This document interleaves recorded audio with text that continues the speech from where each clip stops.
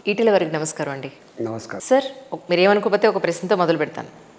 మీరు ఎప్పుడు చూసినా అంత సీరియస్‌గా ఉంటారేంటి సార్? అసలు నవ్వుతారా ఒకసారి? అమ్మా! నేను ఫస్ట్ టైమ్ చూసాను సార్ మీరు నవ్వడం. సందర్భాన్ని బట్టి ఉంటుంది తప్ప అన్ని వేళలో ఒకే రకంగా ఉండదు. మంచి సందర్భం ఉంటుంది, బాధపడే సందర్భం ఉంటుంది. మనిషిలో భౌతిక పరిస్థితిని బట్టి మనిషిలో ఉండేటువంటి నవ్వు, దుఃఖం. సార్ నేను ఒకటి విన్నాను సార్. రీసెంట్‌గా నాన్నగారు కాలం చేశారని చెప్పని. నాన్నగారు ముఖ్యంగా అంటే మీరు రాజకీయాల్లోకి రావడానికి నాన్నగారు కూడా ముఖ్య కారణం అండి. ఆయన గురించి మా కోసం ఒకసారి చెప్పరు? యాక్చువల్గా వారు మంచి రైతు. ఆయన రాజకీయాల గురించి వీటి గురించి ఎప్పుడు పట్టించుకునేవాడు కాదు. కానీ మా అన్నగారు ఉన్నారు కదా, ఆయన విద్యార్థి రాజకీయాల్లో ఉన్నాడు కాబట్టి, మాలాంటి వాళ్ళకు కూడా విద్యార్థి రాజకీయాలు అంటుకున్నాయి కాబట్టి అప్పుడే విద్యార్థి రాజకీయాలనే సులువు చేసుకున్నాం. వామపక్ష విద్యార్థి ఉద్యమాల్లో ఉండి ఆ తదుపరి కేసీఆర్ గారు పార్టీ పెట్టిన తర్వాత తెలంగాణ అనే అంశం 69లో మా అన్నగారు ఉద్యమంలో పాల్గొన్నవారు కాబట్టి ఆ తదుపరి కూడా అనేక కాళోజీ నారాయణరావు లాంటి వాళ్ళు, ప్రభాకర్ లాంటి వాళ్ళు, అనేక మంది, జయశంకర్ సార్ లాంటి వాళ్ళు, మేధావులు, తెలంగాణ మేధావులు తెలంగాణ అంశాన్ని రగిలిస్తూనే ఉండేది. 2001 కంటే ముందు కూడా తెలంగాణ అంశం రగులుతూనే ఉండేది. అట్లా మేము తెలంగాణ ఉద్యమంతో కొంత అటాచ్మెంట్ అయింది. 2001లో 2002లో మేము స్టార్ట్ అయినాం. అట్లా రాజకీయాలకు వచ్చినాం. కానీ మా నాన్నగారు రాజకీయాలు రావాలని ఎప్పుడు కోరుకునేవాడు కాదు. కానీ సార్ ఆయన లాస్ ఒక కొడుకుగా ఆయన గురించి చెప్పాలంటే మీరేం చెప్తారు? ఆయన ఎంతో కష్టపడి మిమ్మల్ని ఈ స్థాయికి తీసుకొచ్చి ఉంటారు కదా. అంటే ఆ కాలంలో మా నాన్నగారు 104 ఇయర్స్ చనిపోయినారు. 104 ఏళ్ళు పరమపదించారు. వారు ఆ కాలంలో మంచి చదువుకున్న నాయకుడు. మా అందరినీ, మేము 8 మంది ఉంటే అందరినీ కూడా చదివించిండు ఆయన. మేము ఒక 4-5 హైదరాబాద్ చదువుకున్నాం ఆ చిన్నప్పుడే. అందువల్ల మాకు ప్రపంచాన్ని పరిచయం చేయడంలో, మంచి చదువును అందించడంలో, మంచి సిటిజన్లుగా పెంచడంలో మా నాన్నగారి పాత్ర ఎంత ఉందో మా అమ్మగారి పాత్ర కూడా అంతే ఉంది. ఎమోషన్ కంట్రోల్ చేసుకుని చెప్తున్నారా? రేపటి నుంచి దసరా నవరాత్రి. సో రేపటి నుంచి అలా హడావిడి ఎక్కడా కూడా ఏమీ కనపట్టలేదు అనేది తెలంగాణ ప్రజల ఒపీనియన్. దీని మీద మీరే ఉంటారు సార్? అంటే పండుగలకు ప్రభుత్వాలు చేసే హడావుడి ఏమి ఉండదు, ప్రజల హడావుడే ఉంటుంది. కాకపోతే ఈ హైదరాబాద్లో ఫస్ట్ టైం ఒక భయానకమైన వాతావరణం నెలకొంది. ఒకవైపు మూసి ప్రక్షాళన పేరిట అనే వేలాది మంది కుటుంబాలు ఎప్పుడు మా ఇల్లు కోల్పోతామనే భయం, బస్తీలుగా చెరువుల పక్కపడి నిర్మాణం చేసుకుంటే ఇల్లుగా బాజాప్తా కొనుక్కొని పర్మిషన్ తీసుకొని కట్టుకున్న ఇల్లు కావచ్చు, ప్రభుత్వాలే ఆనాడు పట్టాలు ఇస్తే కట్టుకున్న ఇల్లు కావచ్చు. ఇలా వందల కాలనీలలో ఈ హైడ్రా వాళ్ళు ఇచ్చినటువంటి నోటీసులు బెంబేలు ఎత్తిపోయి, ఇలా సాటర్డే సండే వచ్చిందంటే ఎక్కడ మిషన్లు వస్తాయో, ఎక్కడ మా ఇల్లు కూలగొడుతున్నట్టు భయం ఉంది. కాబట్టి ఎందుకో హైదరాబాద్లో, ఎస్పెషల్ హైదరాబాద్లో ప్రజలకు సంతోషంగా లేదు. అవును, ఈ బతుకమ్మ పండగ వాతావరణం అయితే ఎక్కడ కనిపించట్లేదు. అసలు సంతోషంగా లేరు ప్రజలు. మరి ప్రభుత్వానికి ఇన్ని నెలలుగా, అంటే దాదాపు 15 రోజులుగా ఇంత భయానకమైన వాతావరణం కొనసాగుతున్నప్పటికీ, ఇంతమంది మహిళలు శాపనార్థాలు పెడుతున్నప్పటికీ కూడా రేవంత్ రెడ్డి గారు ఎందుకో మరి వాళ్ళు ఏడుస్తూ ఉంటే, వాళ్ళు బాధపడుతూ ఉంటే, వాళ్ళు పొయ్యి మీద కుండ పెట్టకపోతే మరి ఆయనేమో సంతోషంగా ఉన్నట్టు, ఇంకా కూలగొట్టండి, ఎవరు చెప్పినా వినేది అని చెప్పి అంటుండంటే ఎందుకో ఒక సాడిస్టిక్ మెంటాలిటీ తోటి ఉన్నట్టుగా కనబడతా ఉంది. అందువల్ల హైదరాబాద్లో ఈసారి ఫస్ట్ టైం ఆ వాతావరణం లేదు. రేవంత్ రెడ్డి గారి పరిపాలన ఎలా ఉంది అని అంటే మీరు ఎన్ని మార్కులు ఇస్తారు సార్? అసలు ఆయన ఎన్నికల ముందు చెప్పిన మాటలు ఏవైతున్నాయో ఇప్పటి ఆచరణ చూసిన తర్వాత మారుతాడేమనుకున్నా. ఆయన గత చరిత్ర ఏందో నేను ఇప్పుడు ప్రస్తావించదలుచుకోలేదు. కానీ ఆయన ఎన్నడూ ఒకనాడు మంత్రిగా చేయలేదు. కన్స్ట్రక్టివ్ యాక్టివిటీలో ఎప్పుడు ఆయన లేడు.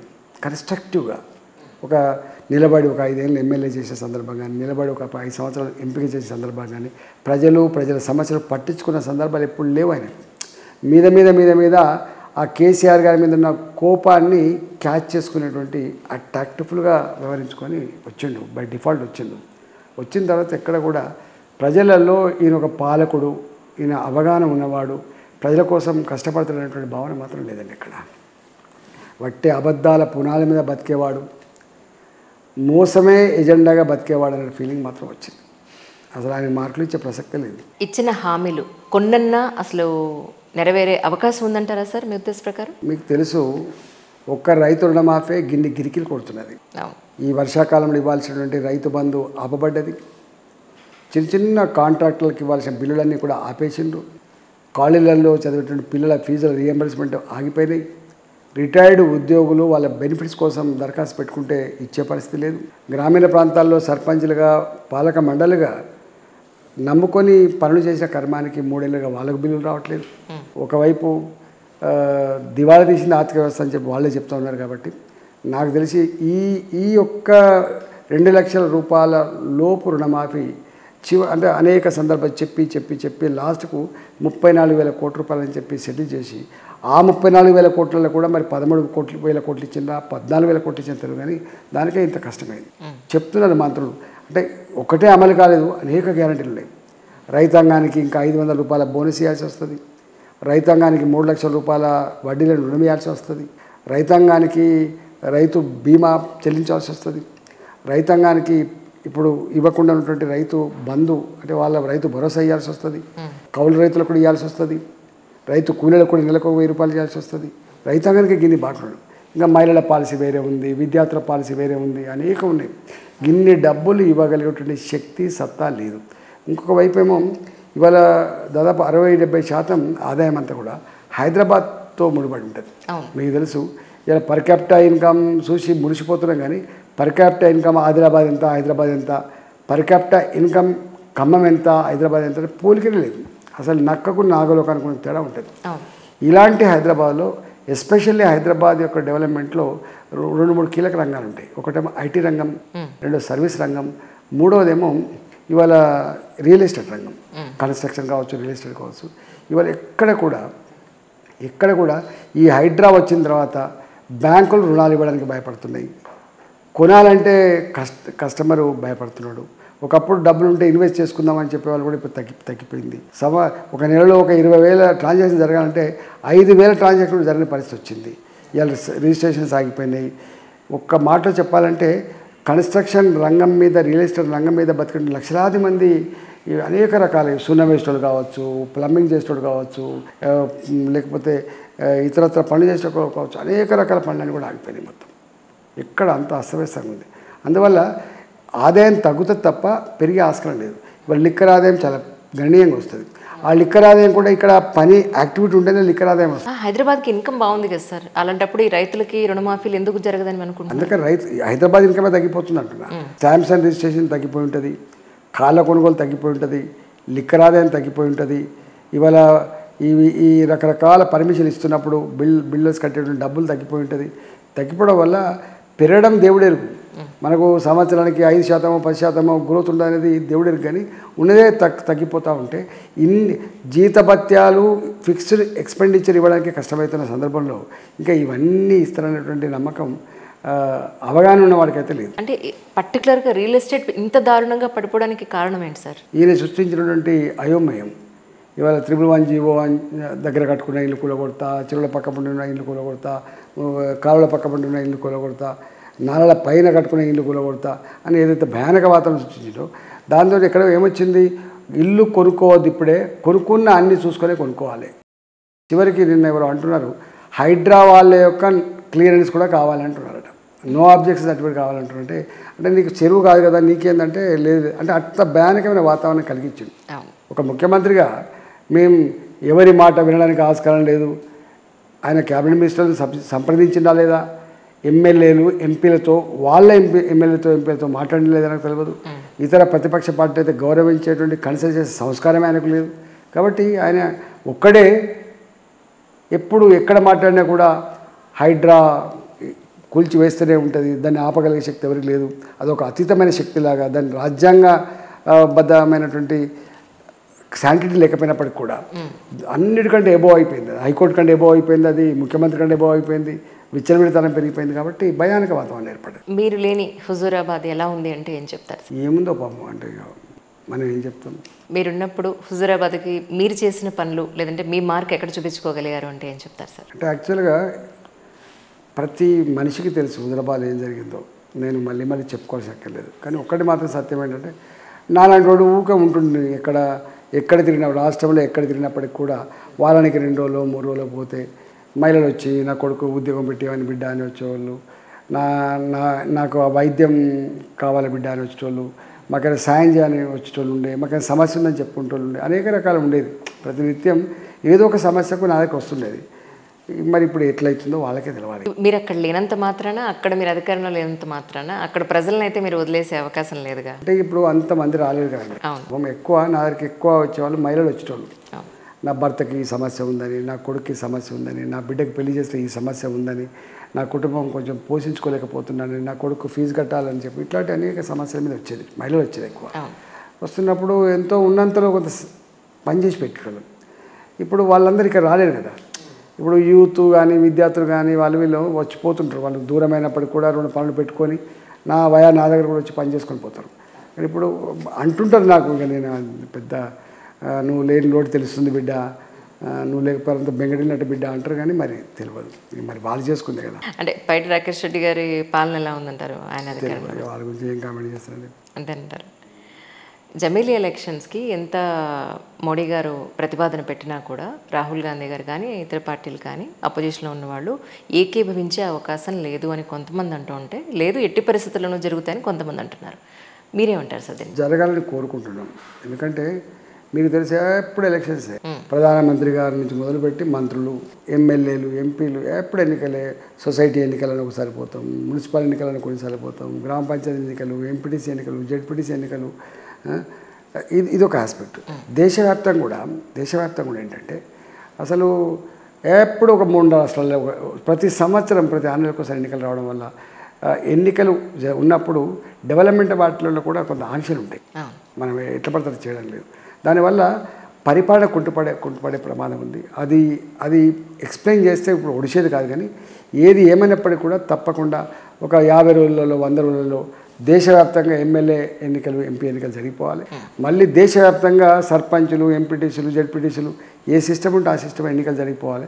మిగతా పనంతా కూడా మనం డెవలప్మెంట్ మీద కాన్సన్ట్రేట్ చేయాలి తప్ప ఎప్పుడు దీనివల్ల హామీలు కూడా ఎక్కువైపోతున్నాయి, భయం ఎక్కువైపోతుంది. గెలవాలనేటువంటి దాంతో అనేక రకాల అడ్డదారులు తొక్కే ప్రమాదం ఏర్పడుతూ ఉంది. కాబట్టి గంత అడ్డదారులు తొక్కే ప్రమాదం లేకుండా ఉండాలంటే, ఇవాళ డెవలప్మెంట్ కాన్స్టెంట్గా జరగాలంటే, కేవలం పొలిటికల్ లీడర్లంతా ఎలక్షన్ ఓరియంటెడ్ ప్రోగ్రామ్ లాగా నడవకుండా ఉండాలంటే మాత్రం డెఫినెట్గా జమిలీ ఎన్నికలు జరగాల్సిన శక్తి ఉన్నాయి. ఇప్పుడు వచ్చేది స్థానిక సంస్థల ఎలక్షన్స్లో మీ స్టాండ్ ఏంటి? బీజేపీ స్టాండ్ ఏమిటి? మీ స్టాండ్ ఏంటి అంటే ఏం చెప్తారు? తప్పకుండా ఇప్పుడు మేము చాలాసార్లు చెప్పినాం, ఎంపీ ఎన్నికలు మాకు ఎంత ఇంపార్టెంట్, ఎమ్మెల్యే ఎన్నికలు కూడా అంతనే ఇంపార్టెంట్ రాబోయే కాలంలో. జనరల్గా ఏంటంటే కేంద్రం బీజేపీ అంటే సెంట్రల్ గవర్నమెంట్, బీజేపీ అంటే ఢిల్లీ అనే భావన ఉన్నది. ఇప్పుడు అట్లా కాకుండా కొంచెం చేస్తున్నాం. సార్, రేవంత్ రెడ్డి గారు అధికారంలోకి వచ్చిన తర్వాత 317 జీవోని రద్దు చేస్తాము అని చెప్పి ఇప్పటి వరకు రద్దు చేయడానికి గల కారణం ఏమిటి సార్? అంటే ఆయన గురించి మనం తప్పుడు అర్థం చేసుకున్నాము. తెలంగాణ ప్రజలు కూడా తప్పుడు అర్థం చేసుకున్నట్టుంది. ఆయన చాలా క్లియర్గా ఉన్నాడు. ఆయన అబద్ధాలు చెప్తేనే ప్రజలు నమ్ముతారు. మోసగించేటువంటి నాయకుల పట్లనే, మోసగించేటువంటి పార్టీల పట్లనే ప్రజలు ఓటేయడానికి సుముఖంగా ఉంటారు. స్పోకెన్ బై రేవంత్ రెడ్డి గారు, మీరు ఎప్పుడైనా అమెరికా ఆయన పోయినప్పుడు ఇచ్చిన ఇంటర్వ్యూని ఎప్పుడైనా చూడండి. కాబట్టి ఆయన క్లియర్గా చెప్పిన తర్వాత ఆయన అమలు చేయడం కోసం ఇయ్యలే హామీలు, మోసగించడం కోసమే ఇచ్చిండు. మనం నమ్మడం మన అమాయకత్వం అయితే. అంతే. ఏమన్నారు సార్? ఎంట్రీ అయితే చూడలేదు. చూడండి మరోసారి. నేను చెప్పిన మాట ఒకసారి చెప్పలేదు, 10 సార్లు చెప్పాడు ఆయన. 300 రోజుల్లో 75 కోట్ల పైగా అప్పు చేసింది తెలంగాణ అని చెప్పని అంటున్నారు. ఇది ఎంతవరకు నిజం సార్? చేయొచ్చు. మరి ఎంత వీలుంటే అంత గుంజండి. ఎంత ఎలిజిబిలిటీ ఉంటే, ఎన్ని పద్ధతులు ఉంటే అన్ని పద్ధతుల్లో లోన్ తీసుకున్నట్టున్నది నాకు తెలిసి. సెంట్రల్ గవర్నమెంట్ దగ్గర కూడా పోయి మాకు జీతాలు ఇచ్చే పరిస్థితి లేదు, మా ఆర్థిక పరిస్థితి లేదు, అసెంబ్లీలో ఆల్రెడీ వైట్ పేపర్ పెట్టిండి, అవన్నీ చెప్పి తీసుకొచ్చినట్టుంది కొన్ని డబ్బులు. ఎంత తెచ్చాడో తెలియదు కానీ తెచ్చింది మొత్తానికి. కానీ పొంగులేటి మీద బీజేపీనే రైట్స్ చేయించింది, ఈడీ రైట్స్ చేయించింది అనేది ఎంతవరకు నిజం సార్? తప్పని మాకు ఏం సంబంధం ఉంటుందండి? బీజేపీకున్న ఈడీ రైట్స్కి, బీజేపీకున్న ఇన్కమ్ ట్యాక్స్ రైట్స్ మాకు ఏం సంబంధం ఉంటుందా? తప్పు. ఏం సంబంధం లేదంటారు అయితే? ఆ ఏజెన్సీలకి మాకు సంబంధం ఉండదు. స్వతంత్ర ప్రతిపత్తికమైన సంస్థలు. నల్ల చట్టాలు తీసుకొచ్చింది బీజేపీనే. ఈరోజు రైతుల గురించి మాట్లాడే అర్హత బీజేపీ వాళ్ళకి ఎక్కడిది అనేది అపోజిషన్ పార్టీలో ఉన్న నాయకులు అంటూ ఉన్నారు. 2 విషయాలండి. 10 సంవత్సరాల కాలంలో వ్యవసాయ ఉత్పత్తుల ధరలు ఎంఎస్పి పెంచింది భారతీయ జనతా పార్టీ, మోడీ గారే.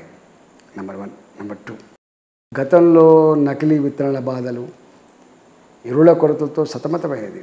మీకు తెలుసు, ఒక రోజంతా నిలబడేది ఎరువుల కోసం, చెప్పులు లైన్లలో పెట్టి రోజంతా నిలబడేది సొమ్మసిల్లిపోయినప్పటికీ విత్తనాల కోసం. ఇవాళ నకిలీ విత్తనాల బాధ లేదు, విత్తనాల కొరత లేదు, రెండవది ఎరువుల కొరత లేదు. ఇలా కుల్లా దొరికే పరిస్థితి వచ్చింది. ఇంతెందుకంటే ఇక్కడ రామగుండంలో 20-25 సంవత్సరాల క్రితం మూతపడ్డ రామగుండం ఎరువుల కర్మాగారాన్ని 6,300 కోట్ల రూపాయలు పెట్టి కట్టి ఈ ప్రాంత రైతాంగానికి ఎరువుల కొరత లేకుండా చేసింది కదా. చివరిగా అసలు ఎప్పుడన్నా ఆలోచన చేసింది ఏదైనా గవర్నమెంటు? మోడీ గారి గవర్నమెంటు ప్రతి రైతుకి సంవత్సరానికి 6,000 రూపాయలు ఇస్తుంది. దేశం మొత్తం ఇవ్వాలి, ఒక తెలంగాణ కాదు. అంతో ఇంతో ఇవన్నీ చేసింది కేంద్ర ప్రభుత్వమే. మోడీ గారు వచ్చిన తర్వాతనే ఇలా స్వామినాథన్ గారి రిపోర్టు కావచ్చు, రాష్ట్రాల్లో ఉన్నటువంటి రిపోర్టు, ఈ రాష్ట్రంలో రామచంద్ర రెడ్డి గారి రిపోర్టు, జ్యోతి ఘోష్ రిపోర్టు, ఇవన్నీ రిపోర్ట్స్. అంతకుముందు చాలా ఆత్మహత్యలు ఉన్నాయి.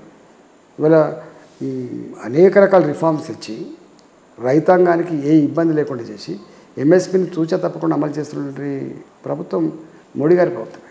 అందువల్ల వ్యవసాయంలో ఎక్కడ నల్ల చట్టాలు తెలియదు, వ్యవసాయాన్ని ప్రోత్సహించింది తప్ప, రైతాంగ బాగు కోరింది తప్ప రైతాంగానికి ఎప్పుడు ఇబ్బంది పెట్టలేదు. తెలంగాణలో బీజేపీ బలం పుంజుకోవడానికి అవకాశం ఉందంటారా సార్ మీ ఉద్దేశ ప్రకారం? అని అంటే 100% ఉంటుంది. ఇప్పుడు ప్రజలందరూ యాక్చువల్గా 2023లో కూడా ప్రజలందరూ బీజేపీకే ఓటేయాలని చెప్పి భావించారు.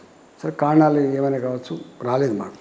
ఇప్పుడు అంటున్న మాట ఏంటంటే 10 ఏళ్ళు కేసీఆర్ నైజం ఏందో, పరిపాలన ఏందో చూసినాం. కాంగ్రెస్ గతంలో కూడా చూసినప్పటికీ కూడా మళ్ళీ ఎందుకో ఇక తెలంగాణ ఇచ్చింది కదా అని చెప్పి వేసినాం. కానీ వీళ్ళ వాలకం, వీళ్ళ పరిపాలన చూస్తూ ఉంటే వీళ్ళ చేతిలో రాష్ట్రం సుభిక్షంగా లేదు. భారతీయ జనతా పార్టీ చేతిలో పెడితేనే ఈ రాష్ట్రానికి క్షేమం అనే ఫీలింగ్ మాత్రం ప్రజల్లో ఉంది. నేను తిరుగుతుంటా ఎక్కడ పడతా, కానీ నెక్స్ట్ గవర్నమెంట్ బీజేపీదే, నెక్స్ట్ గవర్నమెంట్ బీజేపీ అని చెప్పి చెప్తూ ఉంటాం. ఇంకా నువ్వు లీడ్ చేయాలని చెప్పి కూడా నన్ను ప్రోత్సహిస్తూ ఉంటారు చాలా దిక్కులా. అది మనం చెప్తే చెప్పేది కాదు, చెప్పించుకుంటూ కూడా వచ్చేది కాదు. అది ఆ భావన ఉంది. కానీ అంటే 2-3 వర్గాలుగా చీలి ఉంది. వీళ్ళందరినీ ఒక తాటి మీదకి తీసుకురావడానికి నడ్డా గారు గట్టి ప్రయత్నం చేస్తున్నారనేది కూడా ఒక మాట ఉంది. అలా అనుకునే వాళ్ళకి మీరేం చెప్తారు? వర్గాలు ఏం లేవండి. జనరల్గా ఏంటంటే భారతీయ జనతా పార్టీలో ఇది ఒక సిద్ధాంత పునాది మీద ఉండేటువంటి పార్టీ కాబట్టి 30 భారతీయ జనతా పార్టీ దానికి కొంచెం అనుబంధంగా కూడా కొన్ని సంస్థలు సపోర్ట్ చేస్తూ ఉంటాయి, మీకు తెలుసు. కాబట్టి 30 ఏళ్ళు 40 ఏళ్ళు వాళ్ళ ఫ్రెండ్షిప్ చాలా బలంగా ఉంటుంది అన్నమాట. ఈ కొత్తగా చూడడం ఏంటంటే ఇంత సంబంధం ఉండదు కాబట్టి ఆ రిఫ్ట్ ఎప్పుడూ ఉంటూనే ఉండదు. కొత్త పాత అనే రిఫ్ట్ ఎప్పుడూ ఉంటూనే ఉంటుంది. అందువల్ల ఆ పాత దాంట్లో వాళ్ళకు ఉండే బంధం, బాండేజీ, దాంతో కొత్త వాళ్ళకి ఒక్కొక్కసారి విడలేకను. తర్వాత ఇక్కడ ఎవరు వీళ్ళు పవర్ చూసిన వాళ్ళు కాదు, వీళ్ళు పవర్ పాలిటిక్స్ వచ్చిన వాళ్ళు, పవర్ అనుభవించిన వాళ్ళు. కాబట్టి పవర్ అనేది ఒకసారి అనుభవించిన వాళ్ళకు ఉండేటువంటి ఆ పద్ధతి, ఆశించే పద్ధతి కూడా వేరు ఉంటుంది. వీళ్ళు మా వాళ్ళేమో పదవి ఉన్నా లేకపోయినా, పవర్ ఉన్నా లేకపోయినా మాది నడుస్తూనే ఉంటుందనే భావన వీళ్ళు. లేదా పవర్ కావాలని ఆడపడ్డలు వాళ్ళు. ఈ రిఫ్ట్ ఉంటూనే ఉంటుంది తప్ప ఎక్కడ గ్రూపుల పంచాయతీ కానీ వ్యక్తుల మధ్య పంచాయతీ కానీ ఉండదు. తెలంగాణకి బీజేపీ నుంచి పార్టీ అధ్యక్షులు అంటే ఎవరంటారు మీ ఉద్దేశ ప్రకారం? తెలియదు ఎవరిస్తారు, ఇక వాళ్ళకెరక. వాళ్ళు దేశాన్ని నడుపుతున్న పార్టీ అది. అన్ని రాష్ట్రాల పట్ల వాళ్ళకు సమగ్రమైన అవగాహన ఉంటుంది. ఎప్పుడు చేయాలి, ఎవరిని చేయాలి వాళ్ళ ఛాయిస్ ఉంటుంది. ఇప్పుడు ప్రాంతీయ పార్టీలకేమో రాష్ట్రంలో హైకమాండ్ ఉంటుంది, జాతీయ పార్టీలకేమో హైకమాండ్ ఢిల్లీలో ఉంటుంది. అవును సార్. అంటే స్థానిక సంస్థల ఎలక్షన్స్ దృష్టిలో పెట్టి కూడా ఇంకా ఒక నిర్ణయం తీసుకోవడానికి కారణం ఏమిటి అని చూస్తారు. వాళ్ళకి దేశంలో అనేక సమస్యలు ఉంటాయి, అందులో తెలంగాణ ఒక సమస్య. కానీ బీజేపీ నుంచి సీఎం క్యాండిడేట్ మీరే అని చాలా గట్టిగా వినిపిస్తున్నమాట. తెలియదు, ఇంతకుముందు ఎన్నికలప్పుడు ఓబీసీ ముఖ్యమంత్రి చేస్తా అని చెప్పి ఏదో అనౌన్స్ చేసిపోయినారు, చూసిండ్రు ఎవరైతే. మీరు సింగిల్ లైన్లో చెప్పాలని ఫిక్స్ అయిపోయినట్టున్నారు కదా సార్? అట్లా కాదు, అంటే జనరల్గా నా పరిధి నాకు ఉంటాయి కదా. అవును సార్, అవును సార్, ఐ అండర్స్టాండ్. కానీ అంటే ప్రస్తుత కాలమాన పరిస్థితుల ప్రకారం తెలంగాణ ఫ్యూచర్ అంటే ఏం చెప్తారు సార్? తెలంగాణ కరప్షన్ లేని రాజ్యం నడవాలంటే, తెలంగాణ బాగుపడాలంటే, తెలంగాణ ఒక మంచి కొత్త ఒరవడి రావాలంటే భారతీయ జనతా పార్టీ వస్తేనే సాధ్యమైంది. కానీ తెలంగాణ ఉద్యమకారులకి ఎంతవరకు న్యాయం జరిగింది సార్? ఎందుకంటే మీరు కూడా వన్ ఆఫ్ ది పార్ట్ అందులో. ఇప్పుడు ఈ కొత్త గవర్నమెంట్ ఏదో చెప్పింది కదా, మీకు ఇళ్ళ జాగాలు ఇస్తాం, పెన్షన్లు ఇస్తాం, స్వతంత్ర సమరంలో గుర్తిస్తాం ఏదో చెప్పింది, మరి ఏమిస్తారో చూడాలి. అయితే ఇంకా కేసీఆర్ గారి మీద మీకు ఎంతో అంత కొంత సాఫ్ట్ కార్నర్ ఉంది, అందుకే ఇంకేం అయిపోయాయి. ఇప్పుడు తెలంగాణ ప్రజలు కోరుకున్నది, మేము మాట్లాడుకుని కోరుకున్నది, ఇంత అహంకారంతో ఉన్న గవర్నమెంట్ పోవాలనుకున్నాం, పోయింది. ఇక పోయిన వాళ్ళ మీద ఇప్పుడు ఏం మాట్లాడతాం, ఇంకా పైనే పోయాయి. తెలంగాణ ప్రజలకి ఈ సందర్భంగా మీరు ఏం చెప్తారు సార్, కమింగ్ ఎలక్షన్స్ దృష్టిలో పెట్టుకొని? అంటే ప్రజలకి సరే ఎన్నికలప్పుడే రాజకీయాలు అనే పద్ధతి కాకుండా మనం ఎన్నుకునేటువంటి నాయకుడు ఎవరు, ఎన్నుకోబోయే పార్టీ ఎవరు, వాళ్ళ చరిత్ర ఏంది, వాళ్ళ ఆచరణ ఏంది, ఇవన్నీ అవగాహన ఉండాలి. జనరల్గా ఎమోషనల్గా అప్పటికప్పుడు నిర్ణయం కాకుండా ప్రజలు నిరంతరంగా ఆలోచిస్తున్నప్పటికి కూడా తెలంగాణ అనేది ఒక మంచి గొప్ప రాష్ట్రం. ఇది త్యాగాల పునాదుల మీద అంటే తెలంగాణ సాయుధ పోరాటం నుంచి మొదలుపెట్టి తెలంగాణ ఉద్యమం వరకు అనేక పోరాటాలు రక్తతర్పణ చేసిన చరిత్ర ఉంది ఇక్కడ. ఇంత చరిత్ర కలిగిన రాష్ట్రం గొప్పగా అభివృద్ధి చెందాలంటే ఒక మంచి పొలిటికల్ లీడర్లు కానీ మంచి పొలిటికల్ పార్టీ కానీ ఉండాలి. అది శ్రీరామ రక్ష కాబట్టి, మన తలరాతలు రాసేది వాళ్ళే కాబట్టి, మన అభివృద్ధికి బాటలు వేసేది వాళ్ళే కాబట్టి ఇవాళ మనం ఎట్లేడుస్తున్నాం చెప్పండి. ఇక తిడుతూ ఉన్నారు, ఇల్లు ఇస్తారని చెప్పి మేము ఓటేసినాం, ఇల్లు కూలగొట్టుడు అయిపోయిండు. పెన్షన్ ఇస్తారని చెప్పి ఓటేసినాం, పెన్షన్ గుంజి తీసేస్తున్నాడు, హ్యాండిక్యాప్డ్ పెన్షన్లు. ఇవాళ పెన్షన్లు పెంచుతారని చెప్పి అనుకున్నాం, పెన్షన్లు ఎక్కడేసిన ఒకరికి అక్కడనే ఉంది. ఇట్లా అనేకం అనుకుంటున్నారు. ఏదో ఒరిగిపోద్దని చెప్పి అనుకున్నాం, కానీ ఏం ఒరుగుతలేదు అనే ఫీలింగ్ అయితే వచ్చింది. కాబట్టి తెలంగాణ ప్రజలు ఒక్కడికి 2 సార్లు థింక్ చేయాలి. ఎవడు మన కోసం ఉన్నాడు, ఎవరు వాళ్ళ కోసం ఉన్నారు, ఎవరు స్వార్థపూరితంగా ఆలోచిస్తున్నారు, ఎవరు ప్రజాహితం కోసం ఆలోచిస్తున్నారు. ఉన్నంతలో మీకు అనేక పార్టీలు ఉన్నాయి, అనేక మంది వ్యక్తులు ఉన్నారు. ఉన్నంతలో మనం డిసైడ్ చేసుకోవాలి తప్ప ఒక మంచి తెలంగాణ నిర్మాణానికి మాత్రం మనం కలిసికట్ట ఉండాలని మాత్రం నేను విజ్ఞప్తి చేస్తాను. మల్కాజ్గిరి కాన్స్టిట్యున్సీకి సంబంధించి అక్కడ మీరు గుర్తించిన సమస్యలు అంటే ఏంటి, మీకు అక్కడ ప్రజలకు ఏం చేయాలనుకుంటున్నారు? చాలా బాధలు ఉన్నాయండి, మామూలు బాధలు లేవు. అసలు మా దగ్గర బాలాజీ నగర్ అని ఉంటుంది, డంపింగ్ యార్డ్ ఉంటుంది. అది ఒక బాలాజీ నగర్కే పరిమితం కాలే, మొత్తం ఈ పరిధంతా కూడా విషతుల్యం అయిపోయింది మొత్తం. అంటే ఈగలు, దోమలు, కంపు వాసన, రోగాలు. అంటే ఎంత మనం గొప్పగా హైదరాబాద్ చూస్తామో దాన్ని చూసిన తర్వాత, దాని చుట్టుపక్కల చూసిన తర్వాత, ఆ నీళ్ళని చూసిన తర్వాత ఎంత విషతుల్యం అయిపోయిందో, ఎంత అంటే మామూలు లేదుగా, మనిషి అడ్డబత్తలు అనిపిస్తుంది. అక్కడి నుంచి డంప్యార్డ్ని తీసే అవకాశం లేదా సార్? అంటే దాన్ని మొత్తం హైదరాబాద్కి 4 వైపులు 4 డంప్ యార్డులు పెట్టి కొంత డివిజన్ చేయాలి, ఎందుకో చేయలేదు. రెండవది ఇవాళ డ్రైనేజ్ చక్కగా లేదు, కొత్త న్యూలీ ఎక్స్పాండెడ్ ఏరియా కాబట్టి రోడ్డు చక్కగా లేవు. ఇప్పటికీ అనేక లక్షల మంది వలసలు వస్తూనే ఉంటారు ఇక్కడ. వాళ్ళకి ఇళ్ళు లేవు, వాళ్ళకి ఇంటి జాగాలు లేవు, వాళ్ళకి పేదరికం అట్లే ఉన్నది. ఇక్కడ దేశం నుంచి అనేక రాష్ట్రాల నుంచి వస్తూ ఉంటారు, తెలంగాణ నుంచి కూడా అనేక జిల్లాల నుంచి వస్తూ ఉంటారు. కానీ వాళ్ళకు సౌకర్యాలు కల్పించడం కష్టమవుతుంది. రెండవది వాళ్ళకి అక్కడ ఉపాధిలోకి ఇక్కడికి వస్తారు. ఇక్కడ ఎంప్లాయ్మెంట్ అనేది చాలా ఇంపార్టెంట్ ఆస్పెక్ట్. ఇక్కడ పాత సిటీలో అక్కడిక్కడనో వాళ్ళ జీవనం అంతా సెటిల్ అయిపోయింది. ఇప్పుడు సెటిల్మెంట్ కోసం వస్తారు ఇక్కడికి, ఏదో ఒకటి చేసుకొని బద్దామని చెప్పి వస్తారు. వాళ్ళకి ఉపాధి కల్పించేటువంటి బాధ్యత కావాలి. ఇండస్ట్రీస్ రావాలి, ఐటీ సెక్టార్ రావాలి, ఇక్కడ సర్వీస్ సెక్టార్ కూడా ప్రోత్సహించే అవి రావాలి. కష్టం ఉంది ఇక్కడ. అంటే సెంట్రల్లో ఉన్నది బీజేపీనే, మీరు అక్కడ మీరు ఏదైనా తలపెట్టినా కూడా చాలా ఈజీగానే వర్క్ అయ్యే అవకాశం ఉంటుంది కదా సార్? యాక్చువల్గా నేరుగా కేంద్రం ఈ మధ్య కాలంలో స్మార్ట్ సిటీల కింద కావచ్చు, అమృత నగరాల కింద కావచ్చు కొంత ఇస్తుంది, కానీ అదర్వైజ్ త్రూ స్టేట్ గవర్నమెంట్ ఎప్పుడు వస్తూ ఉంటాయి. ఎగ్జాక్ట్లీ. అయినా మేము మొన్న పెట్టుకున్న ప్రధానమంత్రి గారికి, సార్ మాకేమన్నా స్పెషల్ ప్రోగ్రామ్ కింద అర్బన్ డెవలప్మెంట్ ఆల్రెడీ ఉంది కాబట్టి కొంత పంపు చేయమని చెప్పి అడిగినాం. చూస్తూ అన్నారు, చూడాలి మరి ఏమిస్తారు. మల్కాజ్గిరి కాన్స్టిట్యున్సీకి ఒక ప్రత్యేకత ఉంది సార్. అక్కడి నుంచి విన్ అయిన వాళ్ళు గత చరిత్ర చూస్తే కనుక సీఎంలు అయిన వాళ్ళు ఐ థింక్ ఇప్పటివరకు 3-4 ఉన్నారు. అందరూ అనేది ఏంటంటే మీరు ఇప్పుడు అక్కడ విన్ అయ్యారు బీజేపీ నుంచి, నెక్స్ట్ సీఎం బీజేపీ నుంచి మీరే ఉంటారు ఖచ్చితంగా అనేది. అంటే ఇట్లా వ్యక్తులుగా మేము చెప్పుకునే ఆస్కారం ఉండదు. ఇవి జాతీయ పార్టీలు, ఎన్నికలలో స్ట్రాటజీలు, ఎన్నికలతో గెలిచినాక గెలిస్తే ఒక స్ట్రాటజీ, గెలవకపోతే ఒక, ఇవన్నీ ఉంటాయి. అంటే వ్యక్తిగతంగా నేను ఎట్లా చెప్పగలుగుతాను, మల్కాజ్గిరిలో గెలిచిన కాబట్టి నేను రేపు ముఖ్యమంత్రి అయితే అని చెప్పలేను కదా. సరే ఒక మాట ఇవ్వండి అయితే, ఇన్ కేస్ మీరు నిజంగానే అలా అయితే ఫస్ట్ ఇంటర్వ్యూ మీరు నాకే ఇవ్వాలి. తప్పకుండా. డన్.